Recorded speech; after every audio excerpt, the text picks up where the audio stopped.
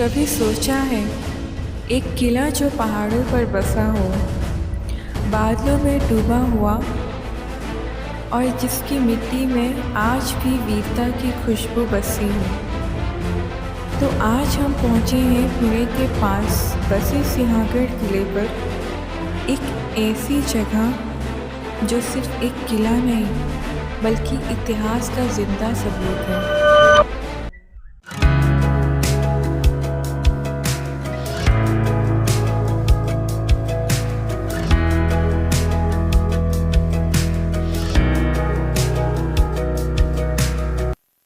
Hello guys, तो welcome to my channel Babo the explorer में आप सभी का बहुत बहुत स्वागत है। तो मैं आज एक्सप्लोर करने आई हूँ पुणे का वो किला, बहुत फेमस है, सिंहगढ़ फोर्ट। तो जो यहाँ पे मैं खड़ी हूँ ना, ये पार्किंग एरिया है पूरा। तो आगे चल के मैं आपको बताती हूँ।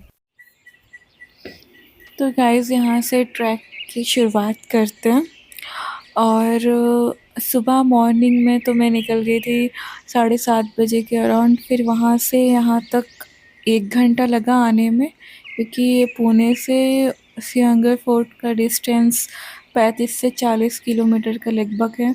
और फिर तो मैं तो खुद के व्हीकल से आई हूँ, तो मैं डायरेक्ट यहाँ पार्किंग एरिया तक आई हूँ। अगर आप यहाँ पे आना चाहते हैं तो और भी बहुत सारी सुविधा है, जैसे कि टैक्सी और बस भी चलते हैं यहाँ।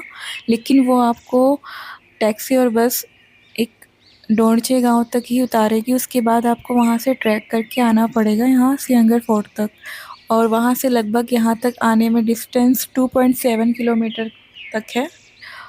और अगर आप कहीं बाहर स्टेट से आ रहे हो तो यहाँ पे नियरेस्ट पुणे स्टेशन भी है, वहाँ से भी आप आ सकते हो। अगर आप बाय एयर आ रहे हो तो फिर नियरेस्ट पुणे इंटरनेशनल एयरपोर्ट से भी आप आ सकते हो। सिंहगढ़ फोर्ट का टाइमिंग है मॉर्निंग के 6 बजे से लेकर इवनिंग के 6 बजे तक। तो बेहतर यही होगा कि आप लोग मॉर्निंग में जल्दी आ जाए यहाँ पे। तो चलिए आगे चलते हैं पुणे दरवाजे की ओर।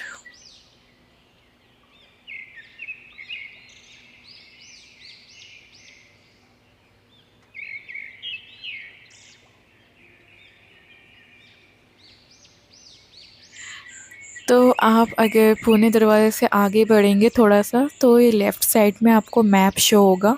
ये पता चलता है कि आप उस टाइम कहाँ पे हो।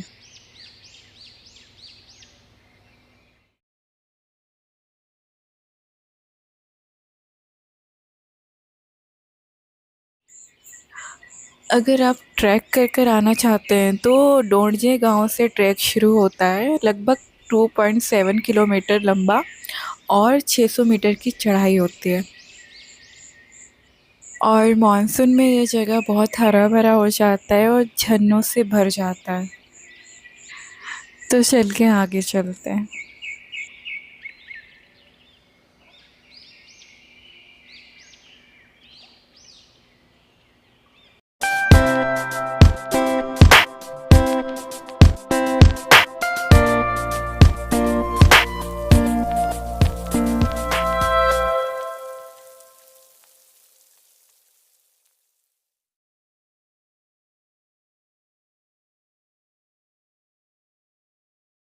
तो चलिए हम चलते हैं तोप खाने की ओर।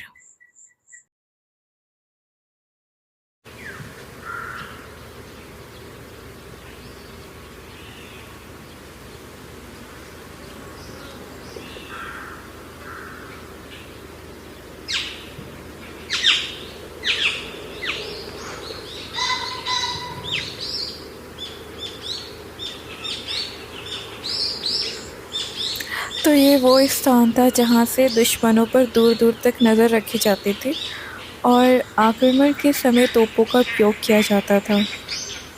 और फिर यहाँ पे सामने आपको दिख रहा होगा, सूचना दिया गया है कि तोप से दूर बैठे।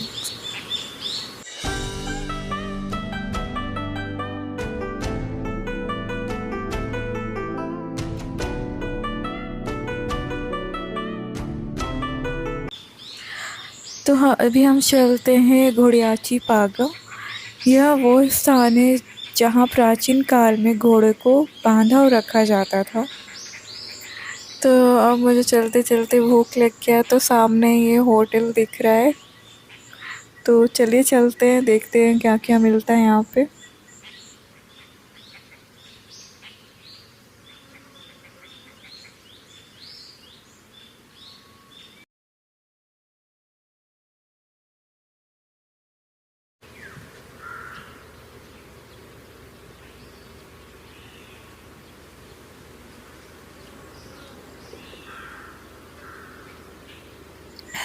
तो चलिए हम चलते हैं तानाजी मालुसरे के समाधि की ओर। तो पहले मैं बता दूं आपको कि तानाजी मालुसरे कौन थे। तो उनका पूरा नाम श्रीमंत तानाजी मालुसरे था। छत्रपति शिवाजी महाराज के सैनिक सरदार थे वो, और घनिष्ठ मित्र भी थे। उनका गांव महाराष्ट्र के कोंकण में था। अब आपको बताती हूँ तानाजी की वीर गाथा। 1665 में पुरंदर की सिंधी के बाद शिवाजी महाराज को मजबूरी में कोंडाना किला, जो अब सिंहगढ़ किले के नाम से जाना जाता है, मुगलों को सौंपना पड़ा था। फिर 1670 में शिवाजी महाराज ने ये किला फिर से लेने का निर्णय किया। उसके बाद तानाजी ने इस युद्ध की जिम्मेदारी ली। हालांकि उस समय उनके बेटे की शादी थी, फिर भी वे बोले, पहले कोंडाना ज़रूरी है, शादी बाद में। आज भी जब इस किले की दीवारों को छूते हैं तो लगता है जैसे वीरों की सांसें अब भी यहाँ बहती है। तानाजी मालुसरे की कहानी हर मराठी और हिंदुस्तानी के दिल में बसती है। उन्होंने अपने बेटी की शादी छोड़ दी, लेकिन इस किले की लड़ाई नहीं छोड़ी। कहते हैं वो शादी के कपड़े छोड़कर तलवार लेकर निकल पड़े थे। रात के अंधेरे में तानाजी और उनकी सेना किले पर चढ़े थे, और उसके बाद किले के अंदर ज़बरदस्त लड़ाई हुई थी। तानाजी ने बहादुरी से लड़ाई की, लेकिन वीरगति को प्राप्त हुए। जो आपको सामने दिख रहा है ये तानाजी की समाधि है, और इधर राइट साइड में इनका स्टैचू बना गया है।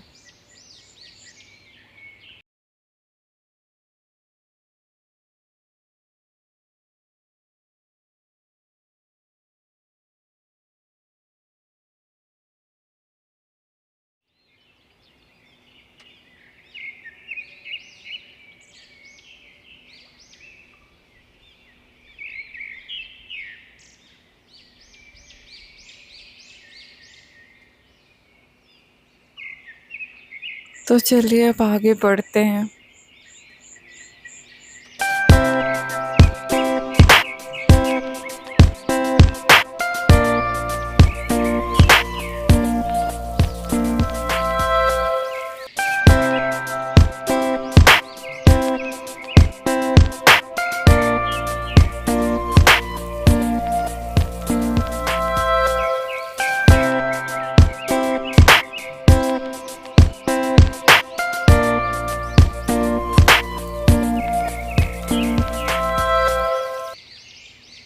तो अभी हम चलते हैं छत्रपति शिवाजी महाराज के दूसरे बेटे छत्रपति राजाराम की समाधि की ओर। और ये है उनका निवास स्थल, और उनकी यहीं पे मृत्यु हो गई थी।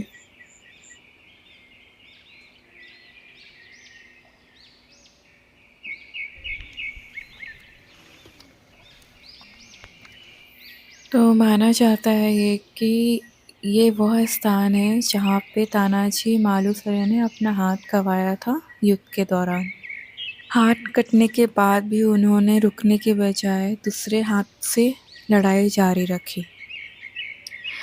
ये वीरता का चरम उदाहरण है कि एक हाथ कटने के बाद भी योद्धा हार नहीं मानता।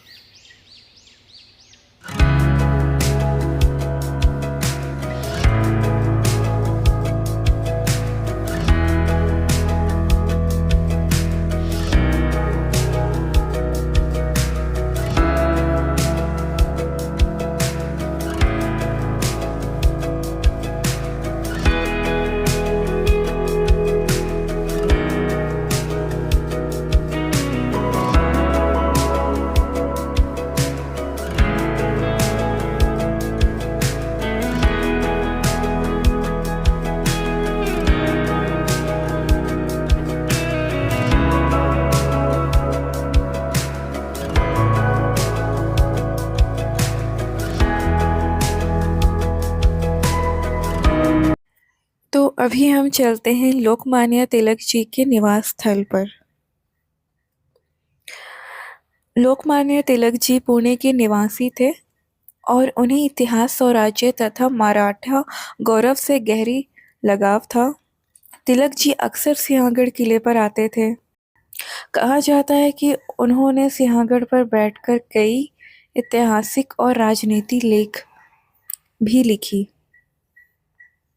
जब तिलक जी सिंहगढ़ आए, उन्होंने तानाजी मालुसरे की समाधि की दुर्दशा देखी। ये देख वे बहुत दुखी हुए। उन्होंने कहा कि जिस वीर ने हमारे लिए ये किला लड़ा, उसकी समाधि की देखभाल हमारी जिम्मेदारी है। इसके बाद तिलक जी ने अपने प्रयासों से समाधि की मरम्मत और संरक्षण करवाया। उनका मानना था कि जैसे तानाजी ने सिंहगढ़ को वापस लिया, वैसे ही हमें ब्रिटिशों से भारत को आज़ाद कराना होगा। तिलक जी की प्रसिद्ध पंक्ति स्वराज्य मेरा जन्मसिद्ध अधिकार है और मैं उसे लेकर रहूंगा, ये सिंहगढ़ जैसे स्थानों की प्रेरणा से ही निकली है।